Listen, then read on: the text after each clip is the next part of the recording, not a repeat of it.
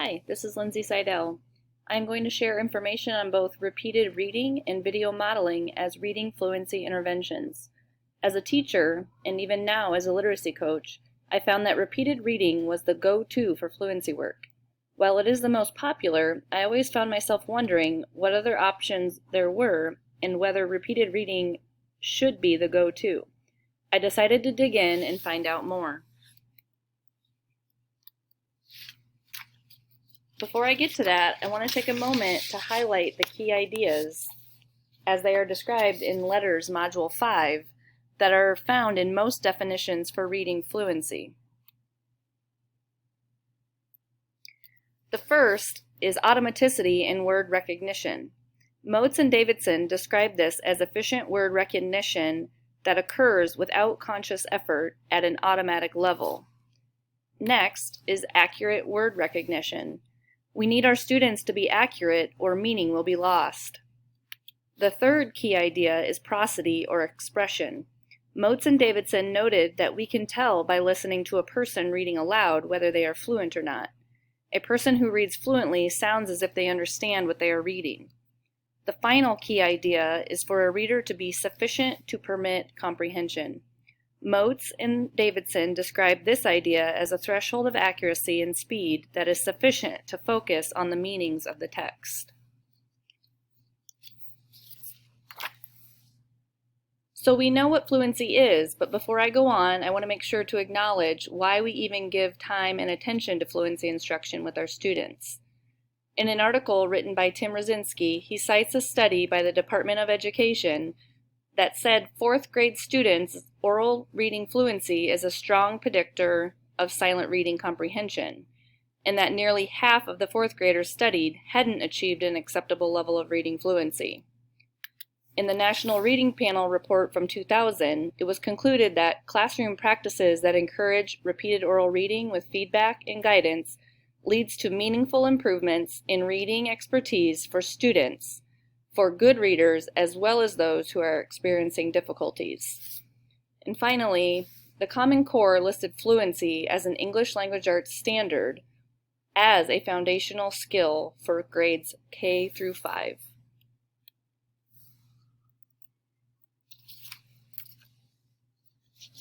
As I mentioned in the opening, repeated reading has been my go-to for an instructional approach for reading fluency. I had never considered the research that supported it. It was just something I knew and had access to.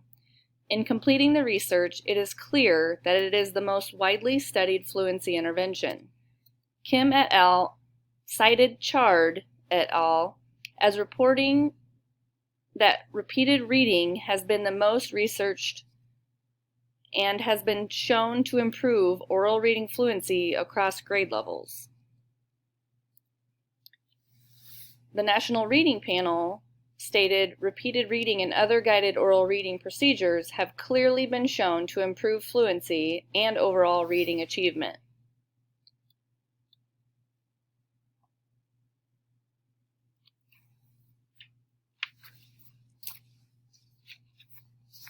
The following slides highlight a repeated reading procedure. As you know, there are several ways to approach repeated reading, but this particular procedure is the one highlighted in Letters Module 5. Step 1, the teacher ensures that the reading material is at the appropriate level of difficulty, which means that it's between 90 and 95% with 90 to 95% accuracy. The teacher previews the topic and vocabulary with the student so that the student is focused on the meaning of the text. Step 2, the student gets ready to read the text orally while the teacher sets a 1-minute timer. The student marks how far he or she read and the words correct per minute are calculated. The student graphs his first words correct per minute on the text reading. Step 3, within a day or two, the student reads the same text 3 to 4 times for practice with or without self-timing. The student may read to an adult or a partner or record it. Step 4, the timed words correct per minute procedure is repeated. As a rule of thumb, a 10% gain from first to final readings is used as a target for improvement. If student gains about 10% or better, the text should be changed to a more challenging level. If no desired gain, an easier text may be selected or more previewing may be used. Step 5. The student then reads another passage at the same level of difficulty until that target rate is attained again. The teacher or partner gives feedback on word recognition errors. Usually, practice on the first passage transfers to improvement on initial reading of the second passage and a faster rate of gain with repeated readings. And finally, step 6, results are graphed. The teacher should conduct spot checks on comprehension to make sure the student is reading for meaning.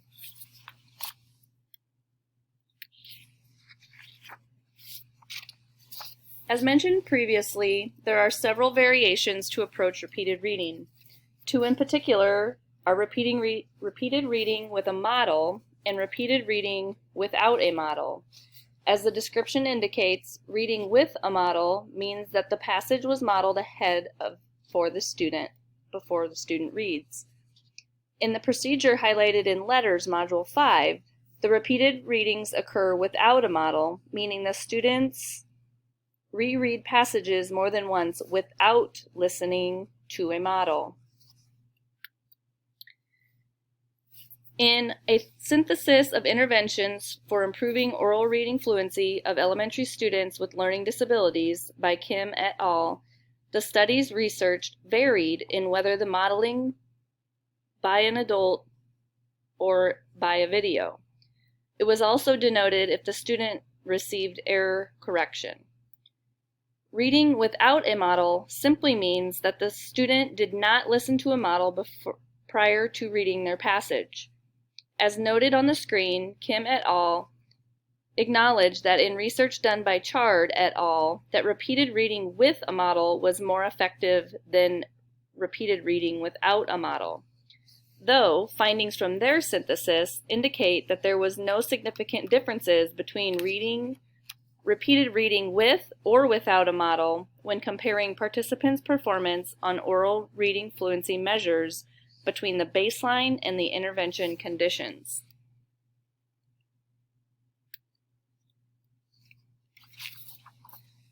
I mentioned in the opening that not only did I want to learn more about repeated reading, but I wanted to know what other interventions are out there to help increase oral reading fluency. The one that intrigued me was video modeling. As described by Wu and Gadke, video modeling involves watching videos of oneself that have been edited to consist of desirable behaviors that are the target for intervention. They also noted that Creer and Miklick first applied video self-modeling to successfully address aggressive and socially inappropriate behaviors of a 10-year-old male across 2 weeks of intervention. Since that time, it has been used to improve a variety of behaviors. Researchers have begun to explore the use of video self-modeling to improve students' reading. The procedure is as follows. First, the interventionist reads a passage in a rate the student can model. Next, the student is recorded reading the passage without making mistakes. If mistakes are made, then the student is asked to reread the sentence again until no errors are made. After finishing the passage, the interventionist edits the video to only include the student reading without error at an appropriate rate.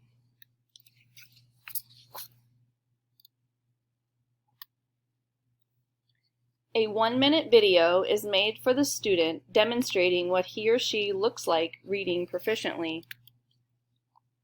At the beginning of each video self-modeling session, the interventionist shows the video first, and then the student is asked to read a new passage by him or herself without any intervening from the interventionist. The student's words correct per minute are recorded after reading. And you will notice the asterisk that goes with the 1-minute video, it's the same video that's used throughout each of the video self-modeling sessions.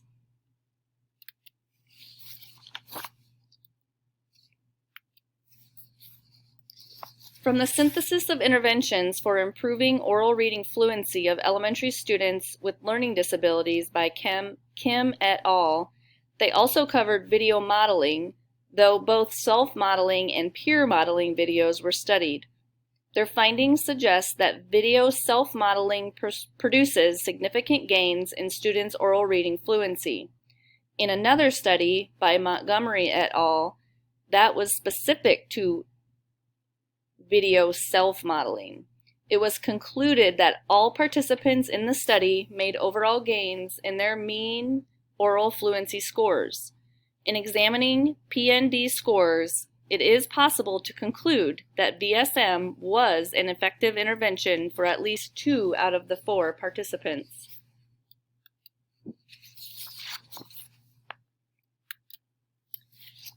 In the study completed by Wu et al., it supports these findings as well.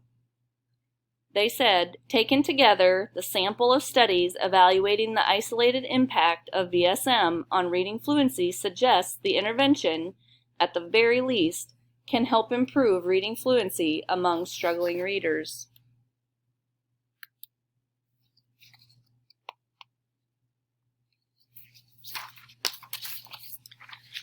So the research supports repeated reading is the tried and true fluency intervention. We know there are several variations to this approach. As I noted, it can be done with a model or without a model. There are other variations that I did not cover in this presentation, but I did want to bring your attention to another study that covers many other components that can be a part of repeated reading interventions. I will cover that in just a moment. And with video modeling, the research I've read on this intervention type, it is a useful and effective intervention. Additional resources I wanted to bring to your attention: the Iowa Reading Research Center's Varied Reading Practice. I have included a link to their website, and once there you will notice the description of what varied reading practice is. It's described as an instructional method developed by the Iowa Reading Research Center for teaching reading skills. With VPR, students read sets of 3 different passages 1 time each. The passages contain approximately 85% of the same words, which is referred to as word overlap. This is a slightly different approach to repeated reading, as students are not reading the exact same passage each time, but many of the words in the text are the same. Next, I have attached a PDF to the study I mentioned a minute ago, along with my project handout, about additional components of a repeated reading intervention. It's worth a read. And finally, many of you are probably aware of this site, but if you are looking for reading probes to use, Acadience Learning is a good source. Thank you for your time. I hope you found this presentation helpful and useful. What follows are the references I used for the presentation. Thank you.